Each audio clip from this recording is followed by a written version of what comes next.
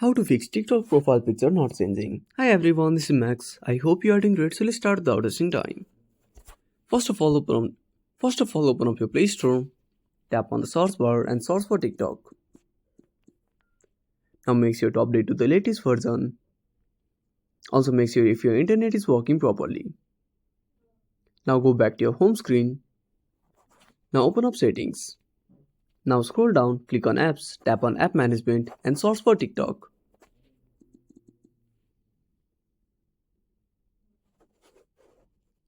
Now tap on force stop, go to storage usage and tap on clear cache.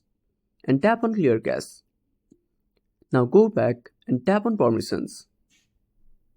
Now scroll down, tap on photos and videos and select always allow all. Once you are done with that, go back. Now restart the application. I hope this would fix the issue. If you found this video helpful, smash that like button and subscribe our channel for more awesome content. Have a burning question or a suggested topic? Drop down a comment below. This is Max signing off until next time.